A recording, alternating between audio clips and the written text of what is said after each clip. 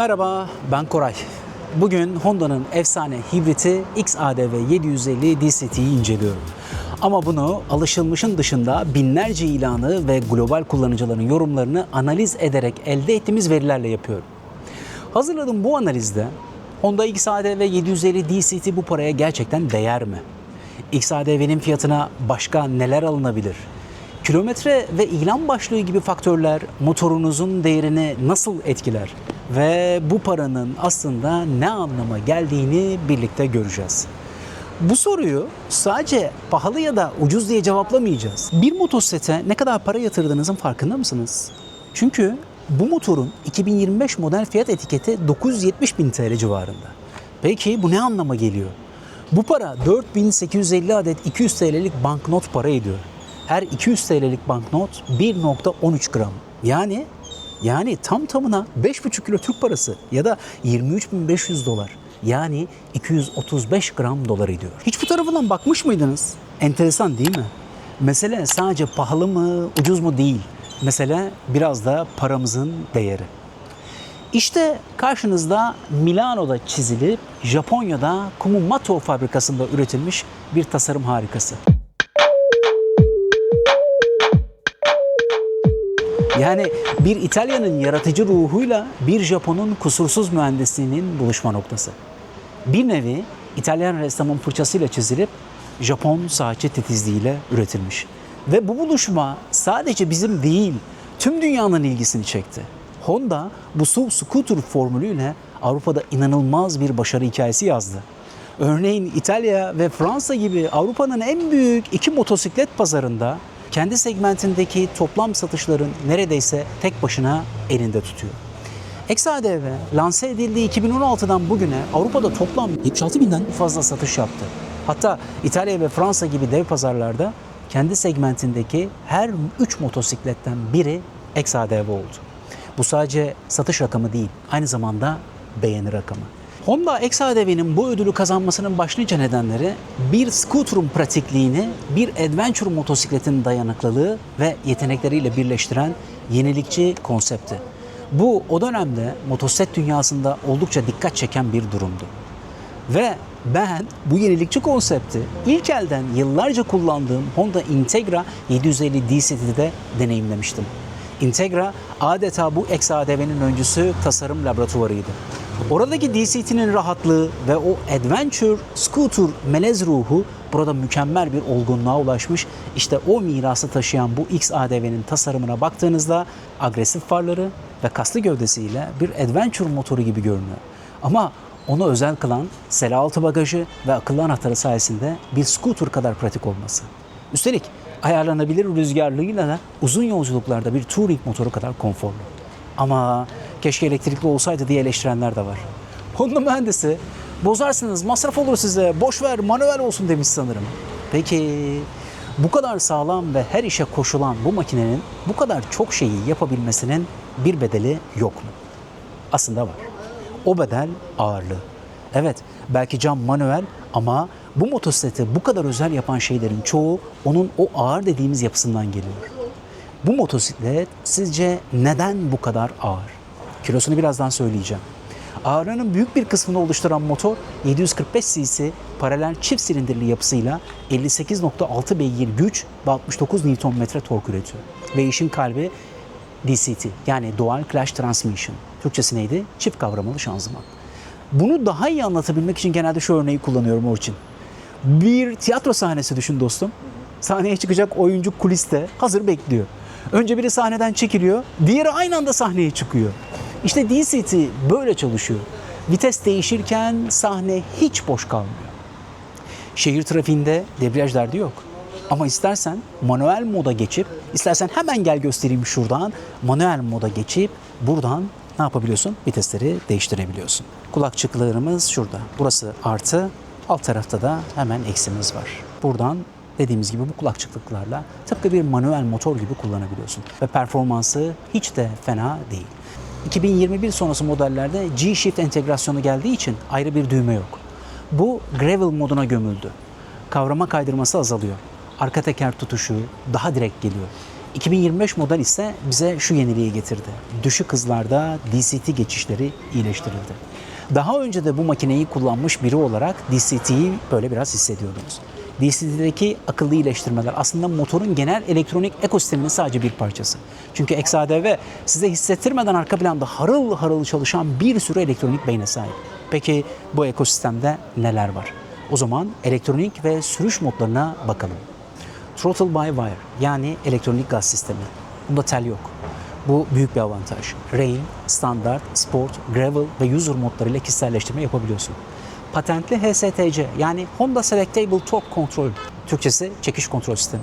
3 kademeli. Arka lastik patinaj yapmaya başladığında gazı kesiyor. TCS'ye çok yakın bir sistem. Ve tabii ABS standart.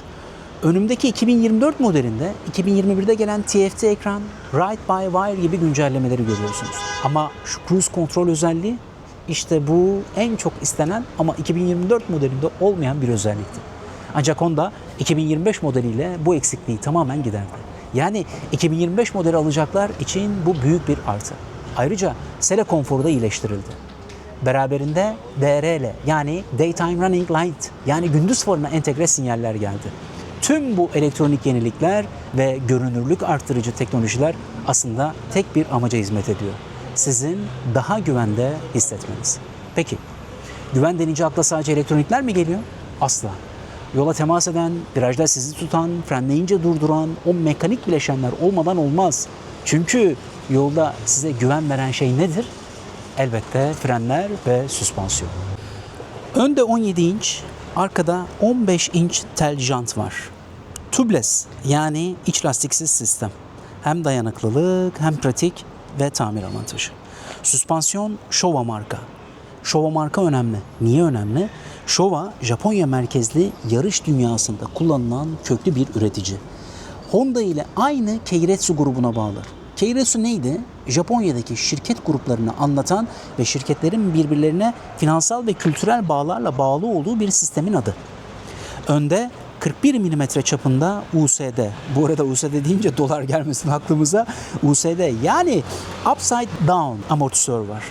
Klasik teleskopiklerin ters çevrilmiş hali. Sert frenlemede daha az esniyor.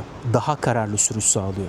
Ön süspansiyon hareket mesafesi 153.5 mm iken arka ProLink amortisör 150 mm'lik bir mesafeye sahip. Bu süspansiyonlar maxi scooter'ların çok ötesinde bir konfor ve yol tutuşu sunarken Adventure sınıfının da en iddialı oyuncularından biri olduğunu kanıtlıyor. ProLink ne? ProLink hemen kısacık gösterelim. Şurada amortisörümüzün bağlı olduğu, biz bunu göremiyoruz ama amortisörümüz yani o tek blok amortisörümüz çok kollu bağlantılarla şasiye bağlandığı sistem. Sana kazancı ne? Sana kazancı şu. Kötü zeminlerde darbe açısını azaltıyor, çizgisini bozmadan stabil kalıyor. Süspansiyon için global kullanıcıların yorumu şu dostlar.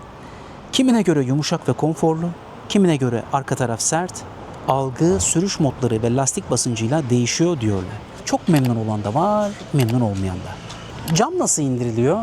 Eleştirilerden bir tanesi neden buna bir otomatik cam koymuyorsun? Honda 750 Forza'ya koymuşsun da buna niye koymuyorsun? İstersen bunu da bir küçücük bir gösterelim. 2025 modelde şuraya bir kol koydular. O kolla yolculuk esnasında da indirip kaldırabiliyorsun ama bu 2024 model. Çektin. İndirdin, ayarladın. Tekrar yukarıya çekmek istediğinde aldın ve kapattın. Böyle bir kullanımı var. Yani şöyle düşünmüş galiba Honda mühendisleri. Yahu Touring motor, işte ne bileyim Enduro, araziye falan gittin de buna da çok da uğraşacak vaktin yok. Bunu böyle yapacaksın demişler. Elektrikli olsa iyi mi olurdu? İyi olurdu ama durum bu. Motosikletin frenleri Honda ile sıkı bağları olan Japonya'nın önde gelen üreticisi Nissin marka. Ön tarafta kullanılan 296 mm'lik çift diskli sistem motosikletin ağırlığını güvenle durdurmak için özel olarak tasarlanmış. Bu kadar ağır motoru nasıl durduracaksınız? Çok iyi frenlere ihtiyacınız var. Nissin kimdi? Nissin, Honda ile işbirliği yapan Japonya'nın önde gelen fren üreticilerinden bir tanesi. XADV'de gördüğümüz gibi zaten ağır olan motosikleti durdurabilmek için iki tekerlekte de büyük diskler, güçlü kaliperler kullanılmış. 4 pistonlu radial mount kaliperlerle geliyor.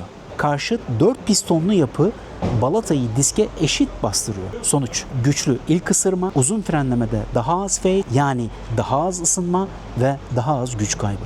Yani tüm yüzeyi kavruyor ve hiç boşluk bırakmıyor. Bu sistem, bu setup gerçekten çok güçlü. Sınıfında sert bir veri olarak karşımıza çıkıyor. Özellikle inişlerde motosikletin ağırlığını güvenle frenliyor.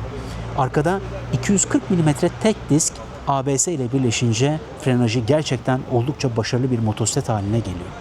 Bu sınıfta hiç fena sonuçlar yok. Balatalar fabrika çıkışı Sinter. Sinter'i bilenler biliyorlardır. Bu işe meraklı olan arkadaşlarım Sinter'in ne anlama geldiğini biliyor. Ama biz yine de söyleyelim. Daha keskin fren isteyenler HH Sinter tercih ediyor. Sinter balata her durumda çalışan asker botu gibi. HH Sinter balata ise futbolcuların çivili ayakkabısı gibi. İkisi de sağlam ama biri arazide iş görüyor, diğeri özellikle sert zeminde maksimum tutuş için tasarlanmış.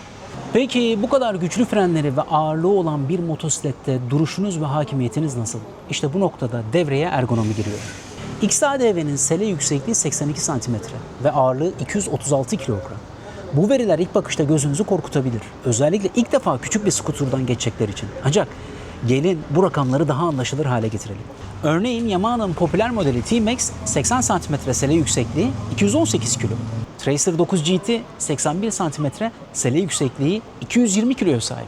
BMW GS ise 85-87 cm ve 244 kilo ağırlığında. Yani XADV bu 3 motorun da tam da ortasında hibrit bir model. Ben bu makineye biraz da bipolar diyorum bu nedenle. Benim boyum kaç santimetre? 20'li yaşlarda 75 demiştim. Ama bugünlerde biraz yaş gittikçe kısalıyorum galiba. Ama buna rağmen rahat mıyım? Ki senelerce 750 Integra kullanmış biri olarak bu motosikletin üzerinde rahat mıyım? Yükseklik bu şekilde gözüküyor. Peki benim gibi boyu çok da uzun olmayan biri için acaba bu motosiklet kullanışlı mı? Çünkü ayaklar yere değmiyorsa gerçekten motosikletçi çok zorlanıyor. Ayakların yere değmesi gerekiyor. Ayaklar yere değmiyorsa motosikletçi korkuyor. İşin açısı ben de korkuyorum. Her zaman söylediğim gibi motosiklette doğru ayakkabı bu nedenle çok şart. Yanlış ayakkabı giydiyseniz motosiklette başınızın belaya girme ihtimali çok hem de çok yüksek. Hadi gelin bir motosikletimize binelim. Yan ayağımızı kaldırdık ve gördüğünüz gibi benim gibi çok da uzun boylu olmayan biri ne yapabiliyor? Bu motosiklette kontrolünü rahatlıkla sağlayabiliyor. Diyorum ya, bipolar neydi? Böyle ruh durum bozukluğuydu. Ne olduğuna karar verememe haliydi aslında biraz. Şu gördüğünüz şu gidon oldukça işlevsel. Neden? Buraya birçok şeyi takabiliyoruz. Tıpkı Enduro'larda olduğu gibi, Afrika Twinn'lerde, GS'lerde gördüğümüz gibi şu gidonu çok sayıda aksesuar takabilmek için kullanabiliyoruz. Gördüğünüz gibi burada bir aksesuarımız var. Bu ne? Bir Android yani CarPlay gibi düşünebilirsiniz. Aynı zamanda buna bir kamera da takılı. Biz buna ne yaptık? Bir tane CarPlay taktık. Dolayısıyla bu CarPlay ile bütün kontrolümüzü, navigasyonumuzu, kamera kaydımızı ve her şeyimizi yapabiliyoruz. Bu açıdan genişlikte hiç fena değil. Gidon mesafesi sürüş için yani bir enduro motorunda aranan özelliklere sahip diyebiliriz.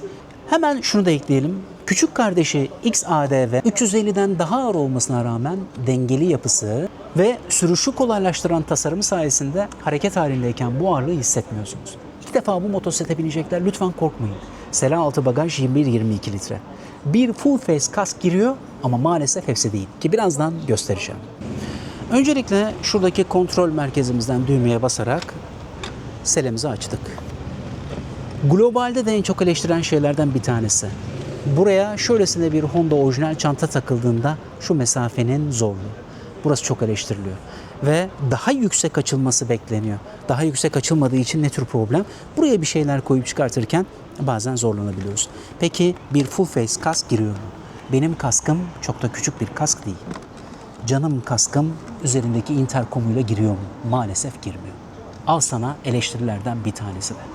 Dolayısıyla sevgili dostlar, buraya ne yapsam ben bunu sığdırabilirim maalesef. CarPlay ya da Android Auto olmayan bir araba düşünebiliyor musunuz artık? Bu bizim hayatımızın bir parçası. Dolayısıyla bütün motosiklet sürücülerinde artık bir interkom mu? Bu interkom da hayatımızın bir parçası. Gelişmiş interkomlarda ve farklı kask modellerinde biz buraya entegrasyon görüyoruz. Ama birçoğumuzda interkomlar bu şekilde dışarıda. Eleştiri mi? Evet eleştiri. Benimki gibi bir Nolan'ınız varsa Ya da sevgili dostlar ben bunu farklı kaslarda da denedim. Maalesef sığdırabiliyorsunuz. Bu da eleştiri nedenlerinden bir tanesi. Bir çantaya ihtiyacınız var. Bu da unutulmamalı. Peki kullanım senaryosu için ne diyebiliriz? Bipolar demiştik bu makineye değil mi? Böyle bir ruh durum bozukluğu gibi bir şeyden bahsetmiştik. Bir gün scooter gibi işe gidiyorsun. Hafta sonu adventure gibi stabilizeye çıkıyorsun.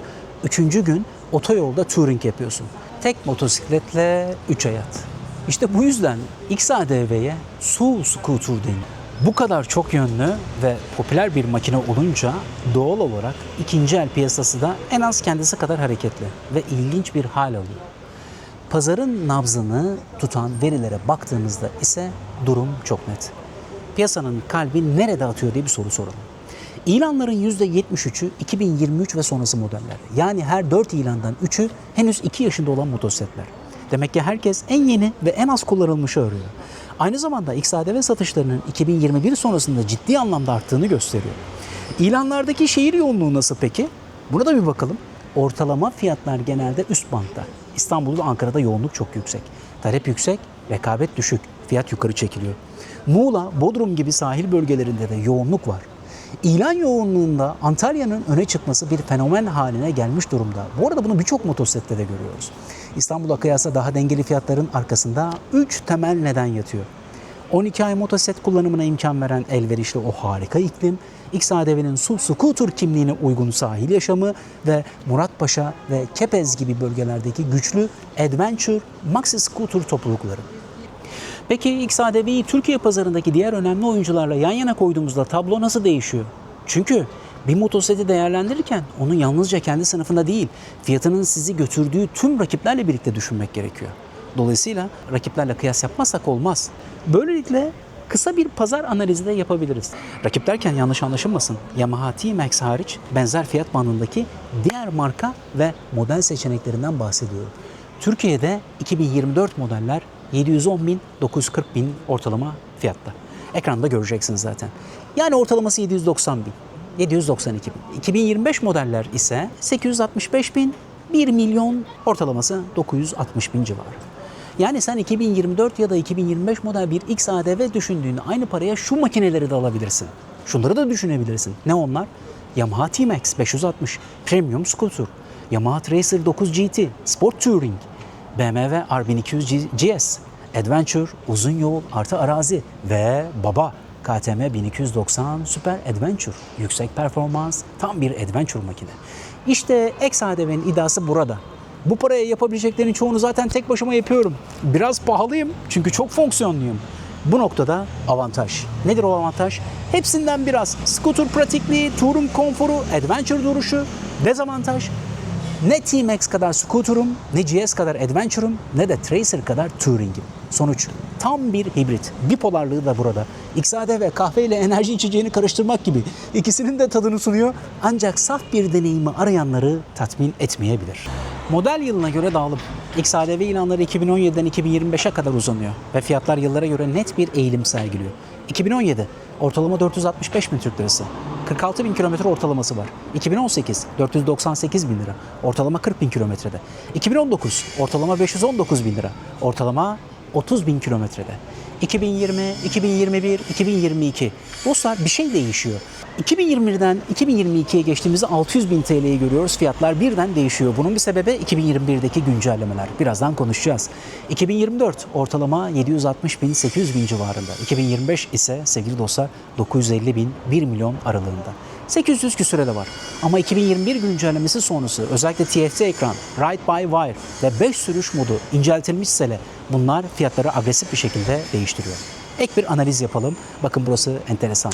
Nedir derseniz sevgili dostlar 2025 model bir XADV'nin her 1000 kilometresi 200 bin Türk lirası. Yani düşük kilometreli yeni nesil XADV'ler neredeyse kilometre başına altın gibi fiyatlanıyor. Düşük kilometreli makine iyi para yapıyor sevgili dostlar. Tam da bu kapsamda paranın ağırlığını ve alım gücünü konuşalım. Bakın bambaşka bir pencereden daha bakalım isterseniz olaya. Ülkemizde net asgari ücret ne kadar? 22.105 lira. Bu motosikleti asgari ücretle Türkiye'de alabilmek için kaç yıl çalışmak gerek? Ne dersiniz? 2024 model için 2.8 yıl. Yani 2.8 yıl çalışacaksınız. 2025 model için ise 3.7 yıl çalışacaksınız. Peki diğer ülkelerde nasıl? Örneğin Almanya'da Almanya'da şu anda aşağı yukarı fiyat 13 bin euro. Yani asgari ücretli bir Alman 6 ay çalışacak. Peki bir Fransız 13 bin euro, yani 7 ay çalışacak. Peki bir Amerikalı 9.500 dolar 8 ay. Japonya'da ise bir asgari ücretli kardeşim 2 milyon yenlik fiyatıyla tam tamına 12 ay çalışmak zorunda kalacak. Dolayısıyla bu tablo bize şunu gösteriyor. Dünyanın her yerinde pek de ucuz bir makine değil. Ama şunu ekleyelim. Hiçbir ülkede bizimki kadar uzak bir mesafe yok. Mesele biraz da diyoruz ya, paramızın değeri ve emeğimizin ucuzluğu. Evet, aynı motor bambaşka ülkelerde bambaşka bir hayale ve mesafeye dönüşüyor sevgili dostlar. Bir de yatırım analiz tarafına bakıp bu motosiklete harcanacak paranın gerçek maliyetini inceleyelim. Dostlar, faiz kötüdür. Evet, böyle diyebilirsiniz. Ama piyasa her zaman risksiz kazancı referans alır. Kural budur. 800 bin TL'yi bankaya bugünlerde koysanız %40, %45 civarında bir faiz alıyorsunuz. Önümüzdeki günlerde bu değişecek. Bir yılda size 350 bin liraya yakın net getiri, stopaj sonrası bir getiri elde ettiriyor. Neredeyse bir yarım X ADV yapıyor.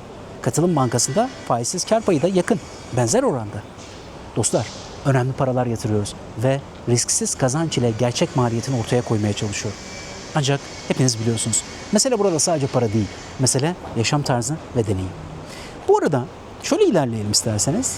İlanlarla ilgili enteresan bir bilgi vermek istiyorum. Bakın size dedim yani, en başta analiz yapmıştım. Çünkü bu bakış açısı ikinci elin dinamikleri hakkında da size fikir verecek. Az önce de söylemiştik. XADV'nin ikinci el piyasası da en az kendisi kadar ilginç. Yaptığımız analizlere göre ilan başlıkları bile fiyatta ciddi farklar yaratabiliyor. Bakın bu bir veri önemli. Örneğin hatasız, tramersiz, boyasız gibi ifadeler %5-10 fiyat arttırıyor. Full aksesuar, 3 çantalı gibi açıklamalar %12-15 oranında prim ekliyor. Bu da demek oluyor ki aynı model ve aynı kilometredeki iki motosiklet arasında sadece başlık ve aksesuarlardan dolayı 50-100 bin TL civarında bir fark görüyorsunuz. Piyasada sıfır ayarında tabiri genelde 10 bin kilometrenin altındaki XADV'ler için kullanılıyor. Ve veriler de bunu doğruluyor. Yani düşük kilometreli yeni nesil XADV'ler kilometre başına adeta altın gibi fiyatlanıyor. Bunu çok rahatlıkla söyleyebiliriz. Peki sonlara doğru yaklaşırken bir soruya yanıt vermemiz lazım. Neden XADV 750? Bu soruya özet bir yanıt verelim. Sevgili dostlar, başından beri anlattık. Eğer başından beri dinlediyseniz her motosikletin bir hikayesi var. Ama XADV size sadece bir motosiklet değil, 3 farklı hayatın kapılarını aralıyor. Bir gün sabahın erken saatlerinde işe giderken İstanbul trafiğinde bir scooter'un pratikliğiyle süzülüyorsunuz. Ayağınız kirlenmiyor, vites derdiniz yok ve geniş gidonuyla her aralığa rahatça girebiliyorsunuz. Hafta sonu geldiğinde ne yapacaksınız? Hafta sonu geldiğinde ruhunuz macera aradığında otoparka inip dağ bayır gezmek için onu kullanıyorsunuz. XADV'nin adventure duruşu, terjantları ve özellikle lastikleriyle kendinizi bir arazi motosikletin üzerinde gibi hissediyorsunuz. G-Shift entegrasyonu sayesinde arka tekerin tutuşu daha direkt oluyor ve sizi yolda bırakmıyor. Ama bazen tüm bunlardan uzaklaşıp sadece yolun tadını çıkartmak isterseniz işte o zaman XADV size bir touring motorunun konforunu sunuyor. Hız sabitleyici, yani cruise kontrol özelliğiyle otoyolda hızınızı sabitliyorsunuz. Geniş selesi ve ayarlanabilir camı sayesinde uzun yolda rüzgardan korunarak rahat bir yolculuk yapıyorsunuz. XADV 750 piyasadaki diğer motosikletler gibi tek bir şeye odaklanmıyor. O hem scooter pratikliğini hem de touring konforunu, ama aynı zamanda da yetmez, ben adventure ruhunu da tek pakette sunuyorum diyor. Bu motoru almak aslında hayatınızın her anına uyum sağlayabilecek tek bir motosikletle 3 farklı hayat yaşamak demek. İşte bu yüzden XADV bir motosikletten daha fazlası, o sizin için çok yönlü yaşam tarzınızın yansıması diyebiliriz sevgili dostlar. Peki hiçbir şikayet yok ya, fazla mı övdüm? Evet, var şikayetler. Söyleyelim. Globali inceledim ya, bütün yorumlara baktım. Özellikle Avrupa'daki, İtalya'daki, Fransa'daki, İngiltere'deki yorumlara baktım. Almanya'daki yorumları inceledim. İnsanlar neyden şikayetçiler? Dostlar, Japonya'da da, Almanya'da da, Fransa'da da, İtalya'da da insanlar fiyattan şikayetçiler. Yani dünyanın her yerinde biraz fiyatla ilgili şikayet var. 2. Sele ile ilgili, sele altı ile ilgili biraz daha geniş olabilir de şikayetini alabiliyoruz. Bir diğeri, global kullanıcılar şuna dikkat çekiyorlar. Kartel korumasına mutlaka dikkat edin diyorlar. Yani bir Android gibi oraya buraya zıplayayım diyorsanız sevgili dostlar, kartel korumasına dikkat etmeniz gerekiyor. Bir enteresan şikayet, daha doğrusu farklı yorumlar. Ya DCT Afrika TV'nin kadar akıcı değil. Tamam, çok başarılı ama Afrika TV'nin o mükemmel seçimi kadar iyi seçim yaptığını göremeyebiliyoruz diyorlar. Peki onun dışında sevgili dostlar, gerçekçi olalım. Bu makinede 100 tane memnuniyet varsa 8 tane, 9 tane şikayet var. O yüzdendir ki başarı oranı oldukça yüksek. Bir de şunu unutmayalım. Honda'nın kendisini ispat etmiş, yarış pistlerinden tutun da dünyanın her yerinde servis sonrası, servis hizmeti, yedek parça kolaylığı, ve buna benzer şeylerle. Ama en önemlisi ikinci elde değerini koruyabilmesi. Bunlar oldukça kıymetli. Malzeme kalitesini biraz konuşalım mı? Yani çok konuşmaya gerek var mı bilmiyorum ama hadi gelin konuşalım. Dedim ya ben uzun süre kullandım bu ve farklı makineleri. Memnun muyum? Yakıtından memnun muyum? Sevgili dostlar 3,5 litre yakıt verisi olduğunu söylüyor. 3,5 litre. Peki deneyimledim mi? Vallahi deneyimledim. Sevgili dostlar eğer spor modda yani çılgınca basmayacak, trafikte bir katil gibi sürmeyecekseniz bu makine vaat ettiği şeyi yapıyor. Ki ben bu makinede 200 kilometre süratlere çok rahatlıkla çıkıyorum ve uzun süre kalabiliyorum. Peki az önce eleştirilerden biraz bahsetmiştik ya, aslında belki de şunu da söylemek lazım. Bir eleştiri daha eklenebilir mi? Dostlar benim daha önce kullandığım Forza 750'de ve benim yine daha önce kullandığım Integra'da böyle yüksek devirlere çıktığınızda hafif bir titreşim görür müydünüz? Evet görürdünüz. Peki bunda bir titreşim var mı? Evet, o titreşimi bir miktar bunda da alabiliyorsunuz. Peki normal mi? Bence normal. Sebebi şu, 2 silindir yüksek devirlerde biraz titretiyor sizi. Malzeme kalitesini konuşalım demiştik. Bu arada bir eleştiriyi daha eklemek istiyorum. Ya şuraya göya böyle bir küçük ne eklemiş sevgili dostlar? Torpidomsu bir göz eklemiş. Yani torpidocuk, gözcük. Evet, buraya bir selpak mendil koyabilirsiniz galiba. Sanıyorum o sığabilir. Başka ne sığar? Bakın hani anlayabilmeniz için. İsterseniz bakın telefonumu koymaya çalışayım. Sığar abi, geleceğe dair ümitlerim sığar. Evet, evet çok güzeldi. Buraya geleceğe dair ümitleri sığdırabiliriz. Buraya telefon girmez. Buraya ne koyarsınız biliyor musunuz dostlar? Bir ruhsat belki girer. Onun dışında pek de bir şey mümkün değil. Bu arada kapatıyorsunuz ama acaba içine su alır mı diye endişe edebilirsiniz. Yok, su konusunda tamam okey başarılı ama bunun çok küçük olduğunu söyleyebiliriz. Peki malzeme başarılı kardeşim. Plastik malzemesi, grenaj malzemesi, tuşların kalitesi, yağmura, suya dayanıklılık yine hiç fena değil. Daha önceki serilerde Integra'da kullandığımda benzer bir yapıya sahip ama bunlar daha geliştirilmiş durumda. Mod seçimleri, tuşlar, ekran büyüklüğü, TFT ekran buna benzer şeyler de gayet iyi. Burada petlerden artçı ile binerseniz peklerimiz burada. Eleştiri var mı? Globalde eleştiren konulardan bir tanesi daha. Küçük be kardeşim. Bu biraz eleştiriliyor. Peki ya sesini dinleyelim mi biraz? Ne dersin? Dinleyelim abi. Ya istersen dur ben sana mikrofonu vereyim de izleyiciye şu sesi tam olarak bir verelim. Sesini seviyorum. Orijinal şeydeki egzozdaki ses de hiç fena değil. Bu arada üzerinde gördüğün gibi orijinal egzozumuz var. Buna Aprakovic ya da farklı bir şeyler egzozlar takabiliriz. Peki güzel mi? Ya şu dizayn daha kullanışlı hale, yani kompakt bir dizayn var burada. Daha farklı egzoz tipleri de takabilirsin. İşin açısı ben kendi kullandığımda Aprakovic kullanıyordum. Sesine de bayılıyordum. Hakikaten hoş bir sesi vardı. Ama yine de hadi gel bunu bir dinletelim. Geldik şuradan açtık.